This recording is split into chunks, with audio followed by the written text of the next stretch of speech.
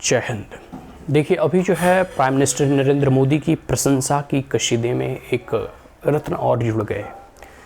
कुछ लोग का कहना है कि अब वर्ल्ड बैंक भी संघी हो गया, वर्ल्ड बैंक के में भी जो है आरएसएस के लोग जो है भरे हुए हैं। देखो, विपक्ष जितने भी प्रधानमंत्री नरेंद्र मोदी की आलोचना क्यों ना कर ले, लेकिन प्रधानमंत्री ने जिस लगनता के साथ, जितनी तन्मयता के साथ इस राष्ट्र के प्रति अपने समय का क्षण क्षण, अपने जीवन का पल पल, शरीर का कण कण जो समर्पित किया है, उसके परिणाम तो दिखने को मिलेगा ही। विगत 9 साढ़े 9 सालों में इन्होंने एक छुट्टियां भी नहीं ली है। तो इतनी निरंतरता के साथ, इतनी निष्ठा के साथ, इतनी कर्तव्य निष्ठा के साथ जो वो कार्य करते हैं, तो इसके अच्छे परिणाम ही देखने को मिलेंगे और देखने को मिलते भी हैं। अभी जैसे वर्ल्ड बैंक का एक रिपोर्ट आया है जिसमें कहा गया है कि प्रधानमंत्री नरेंद्र मोदी के नेतृत्व में विगत 6 वर्षों में जो फाइनेंशियल इंक्लूजन हुआ है और जो भारत में डिजिटलीकरण हुआ है, जिस प्रकार से डिजिटल माध्यम का बोलबाला हुआ है, और एक प्रकार से कह सकते हो कि पूरे के पूरे देश में एक साधारण सा रिक्शा चलाने वाला, ठेला चलाने वाला, सब्जी बेचने वाला, गोलगप्पे बेचने वाला, मुरमुरे बेचने वाला, मुढ़ी बेचने वाला भी अब यूपीआई ट्रांजैक्शन के माध्यम से जो है ऑनलाइन ट्रांजैक्शन करता है, और आप उसको जो है पेटीएम के माध्यम से, गूगल पे के माध्यम से, जिस भी माध्यम से हो, क्यूआर कोड स्कैन करके आप उसे पे कर देते हो। तो ये संभव हुआ है प्रधानमंत्री नरेंद्र मोदी जी के आने के बाद। आपको विश्वास नहीं होगा कि 2014 से पहले आप एक अगर खाता भी खुलवाने जाते थे ना, तो आवास ये लाओ, फलना लाओ, ठिकाना लाओ, 36 जो है नौटंकी करते थे वो लोग। लेकिन जैसे जैसे समय बदला, प्रधानमंत्री आने के साथ ही क्लियरली रिकॉल दिया कि भाई जनधन अकाउंट खोलो 50,000 तक सबका अकाउंट, और यही रिवोल्यूशन का पहला कदम था। जनधन अकाउंट खुला तो एक सामान्य सा व्यक्ति, अगर उनके पास वोटर आई कार्ड है या कोई भी जो प्रूफ है, एक प्रूफ होना चाहिए, ठीक है, पासपोर्ट हो गया, ड्राइविंग लाइसेंस हो गए, आधार कार्ड हो गया, तो उनका जनधन अकाउंट खुल जाता है। और एक सामान्य व्यक्ति का, एक साधारण व्यक्ति का 50,000 अमाउंट बहुत होता है भाई डिजिटल ट्रांजैक्शन के लिए। साल भर में 50,000 कमाते होंगे लोग, एक सामान्य व्यक्ति। मैं ये कह रहा हूँ, अब जब उनका फाइनेंशियल इंक्लूजन हुआ तो स्वाभाविक सी बात है, पहले आपको विश्वास नहीं हुआ कि एयरटेल वगैरह का 1 GB डाटा जो है हमें 60-65 रुपये में मिलता था। अब जो है हमें 200-300 में जो है 1.5-2 GB डेली मिलता है। YouTube, Facebook, Twitter, social media तो हम चलाते हैं, साथ साथ हम फ़ोन पे और कह सकते हो कि गूगल पे में ऑनलाइन ट्रांजैक्शन भी करते हैं। एक बार कांग्रेस के एक बहुत बड़े नेता ने कहा था कि बताइए तो क्या सब्जी वाले डिजिटल माध्यम से पे कर सकेंगे क्या, या ले सकेंगे क्या? इलेक्ट्रिसिटी नहीं है, नेट नहीं है, मोबाइल फ़ोन्स नहीं है, ये सब लंद फंद 12 अनेक तिड़कम उनके द्वारा लगाया गया था, कांग्रेसियों के द्वारा। लेकिन प्रधानमंत्री नरेंद्र मोदी के आने के बाद इस डिजिटलीकरण में जो कार्य किए गए, एक और कल मैं रिपोर्ट पढ़ रहा था कि इंडिया जो है विश्व की दूसरी सबसे बड़ा इलेक्ट्रॉनिक कह सकते हो मोबाइल फ़ोन्स जो है मैन्युफैक्चरर ऑफ द वर्ल्ड बन गया है।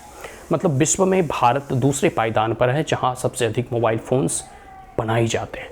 तो ये प्रधानमंत्री की मेक इन इंडिया और PLI स्कीम के द्वारा दिए गए बेनिफिट्स के माध्यम से हुआ है। तो ये सब सारी चीज़ें हैं, और प्रधानमंत्री नरेंद्र मोदी निरंतर प्रयास करते रहते हैं, और इसी के कारण है कि आज वर्ल्ड बैंक ने अपने रिपोर्ट में ये कहा है कि जो प्रधानमंत्री नरेंद्र मोदी के नेतृत्व में विगत 6 वर्षों में फाइनेंशियल इंक्लूजन और डिजिटलीकरण हुआ है, अगर प्रधानमंत्री नहीं होते तो शायद भारत को ऐसा करने में 50 वर्ष भी लग सकते थे। तो ये प्रधानमंत्री नरेंद्र मोदी की उपलब्धि है। और पहले कहते हैं कि मतलब कांग्रेस लोग जितना भी मतलब विरोध करे, क्योंकि इनके पास कोई एजेंडा है नहीं, इनके पास कोई अल्टरनेटिव है नहीं, इनके पास कोई ऐसा प्राइम मिनिस्टर के जैसे क्रेडिबल लीडर और करिस्मेटिक लीडरशिप कोई है नहीं। और सबसे बड़ी बात है कि देश को लेकर प्रधानमंत्री के हटाने के अलावा इनके पास कोई एजेंडा है नहीं। सिर्फ प्रधानमंत्री नरेंद्र मोदी के विरोध में बोलते हैं। किसको आप PM बनाओगे, फिर आपका मैनिफेस्टो क्या है, आपका एजेंडा क्या है, आप भारत के विकास और उन्नति के लिए आपका रोड मैप क्या है। जैसे प्रधानमंत्री नरेंद्र मोदी बोले ना कि भाई 2047 तक भारत एक विकसित और डेवलप्ड नेशन के रूप में जो है उभरेगा, लेकिन कांग्रेस की एजेंडा क्या है? प्रधानमंत्री नरेंद्र मोदी तो 1000 साल का जो है भारतीयों को एक ड्रीम देकर जा रहे हैं, एक एस्पायरेशंस देकर जा रहे हैं। तो इस परिप्रेक्ष्य में आप समझ सकते हो कि अभी दुनिया में सबसे ज़्यादा अगर कोई मोबाइल डाटा यूजर है तो भारत है। सबसे ज़्यादा अगर मोबाइल कहीं यूज होता है तो भारत है। भारत में यूजर बेस अधिक है, फाइनेंशियल और डिजिटल इंक्लूजन हुआ है, सबको जो है जनधन अकाउंट से जोड़ा गया है, उसमें जो है जैम ट्रिनिटी है, ठीक है, जनधन अकाउंट, मोबाइल और आधार कार्ड से लिंक किया गया है। फिर कई एक बेनिफिशियल जो स्कीम वगैरह होते हैं, जैसे किसान सम्मान निधि योजना हो गया, या फिर जो भी आपको सब्सिडी वगैरह मिलती है वो डायरेक्ट आपके बेनिफिट जो है बैंक में आता है। ठीक है, कई एक मैटरनिटी बेनिफिट वगैरह भी जो है दिया जाता है सरकार के द्वारा, आवास वगैरह निकलता है। तो ये सब सारी काम जो है प्रधानमंत्री नरेंद्र मोदी के नेतृत्व में, और उनके कह सकते हो कि एक डिजिटल इंडिया के मूवमेंट के बाद ही जो है ये सपने साकार हो पाए हैं कि आज एक सब्जी वाला भी जो है हम उसे डिजिटली पे कर सकते हैं। तो ये सब सारी चीज़ें हैं, और मैं तो कहता हूँ कि देखो, एक पूरे के पूरे इस भारतवर्ष में एक समय लगता था कि जैसे इलेक्ट्रिसिटी नहीं है, मोबाइल नहीं है, या फिर मोबाइल के जो रिचार्ज वगैरह है वो बहुत महंगे हैं, तो कैसे संभव हो पाएगा। लेकिन देखो, जब से जियो लॉन्च हुआ है तो मोबाइल का डाटा वगैरह भी सस्ता हो गया। प्रधानमंत्री आए हैं तो घर घर बिजली योजना के तहत हर घर बिजली पहुंच गया, हर गांव तक बिजली पहुंच गया। बहुत सारे ऐसे रिफॉर्म हुआ है जिसके जितनी भी कह सकते हैं एक लंबी चौड़ी लिस्ट है, अगर चर्चा करूँ तो घंटों बीत जाएगा।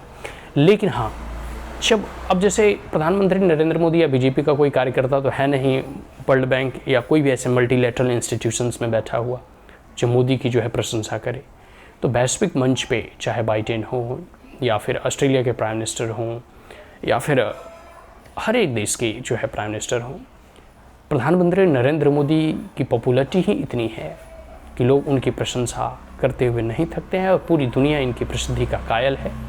ठीक है, और जिस प्रकार के रफ्तार के साथ भारत रिफॉर्म, ट्रांसफॉर्म और परफॉर्म कर रहा है, हमें यह पूर्ण विश्वास है कि भारत 5 ट्रिलियन इकोनॉमिक डॉलर के अचीवमेंट को भी अचीव कर पाएगा, और 2047 तक भारत एक विकसित राष्ट्र के रूप में, एक डेवलप्ड नेशन के रूप में उभर कर पूरी दुनिया में आएगा, और भारत पुनः विश्व गुरु बनेगा। जय हिंद।